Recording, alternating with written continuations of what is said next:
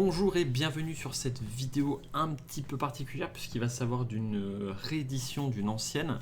Je vais simplement reparler pour m'en servir comme tutoriel des héros, donc de la création des héros, puisque la vidéo qui traîne, qui sert de lien ici de vidéo tutoriel n'est plus à jour puisqu'on a changé pas mal de choses depuis.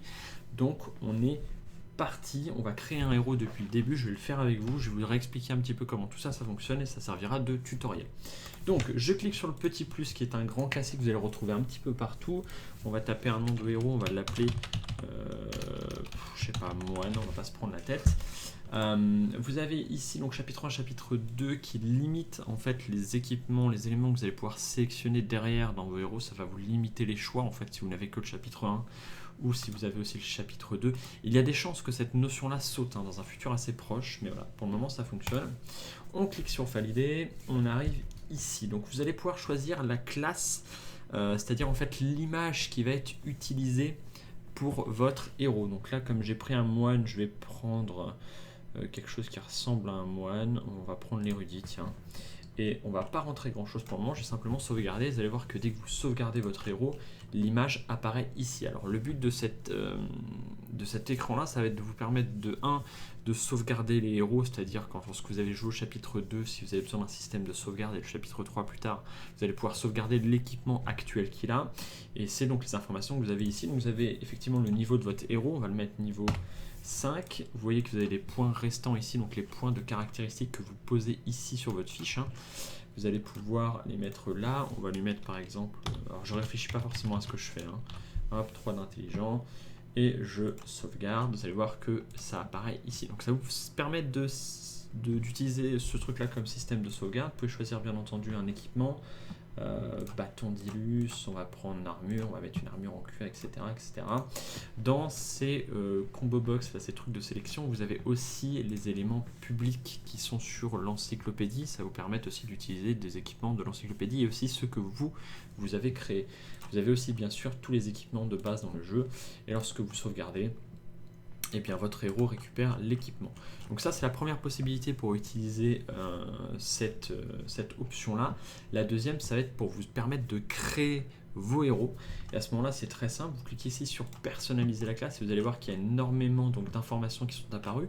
En gros l'idée c'est qu'on va vous permettre de remplir toutes les informations, donc le nom, les catégories, toutes les compétences, vous allez pouvoir les remplir, l'équipement en début de partie, vous allez pouvoir choisir tout ça. Donc voilà tout ce qui est apparu à l'écran, normalement c'est assez premier degré. Vous avez notamment une notion de classe alternative qui apparaît ici, qui vous permet simplement de remplacer l'image qui est là. Donc par exemple ici maintenant il y a un nécromancien, je pense qu'il fera un très bon moine. Catégorie, je vais le mettre force de frappe soigneur par exemple. La description, c'est l'histoire de votre héros, en fait elle apparaît dans l'encyclopédie, je vais vous montrer juste après comment ça marche. Vous avez les points, les statistiques natives, donc en fait les points qui sont ici, qui sont, si vous ne le saviez pas, au nombre de 30 répartis, hors défense, ils ont tous un cumul de 30, donc tous les héros sont équilibrés comme ça.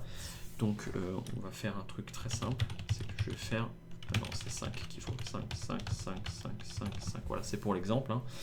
On retrouve l'équipement en début de partie, donc je peux choisir la catégorie de l'équipement en début de partie plus ce que je vais lui donner. Toujours pareil, je ne réfléchis pas, voilà, je lui donne une mandoline et un bolas. Les compétences de niveau 3, je vais mettre test, je vais écrire un petit texte, coucou, je fais bobo. Pareil ici, on va écrire saut, je saute et je sauvegarde.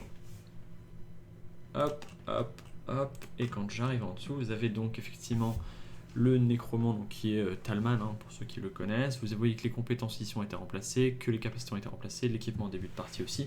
Et donc là, vous avez pu créer votre propre classe. Ensuite, vous pouvez donc toujours télécharger la version de base, c'est-à-dire celle-là, la version vierge, c'est-à-dire la version sans les cartes.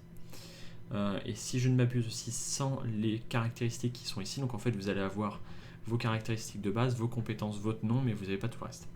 Ensuite, vous pouvez bien entendu le supprimer et vous pouvez ici le passer de privé en public, ce qui vous permet de l'afficher ce qui vous permet de l'afficher ici. Et après, vous voyez qu'il y a plein de gens qui ont fait plein de héros. Il suffit de cliquer, on va en prendre un au hasard. Hein. Je regarde pas, bah tiens, c'est Cœur de Roi, c'est le stagiaire, ça, qui a créé son héros et qui a choisi l'arbalétrier. Il a écrit ses propres compétences et après on partage. Il a écrit une petite histoire. Et l'idée, c'est qu'on peut se commenter, on peut faire tout un tas de choses. Voilà. Donc, une petite vidéo tutoriel qui va remplacer l'ancienne qui n'était plus du tout à jour. Je vous souhaite un bon visionnage et une bonne utilisation de l'encyclopédie. N'hésitez pas à me remonter s'il y a des bugs. Faites passer un très très bon confinement puisqu'on est aujourd'hui le 3 novembre. Des bisous.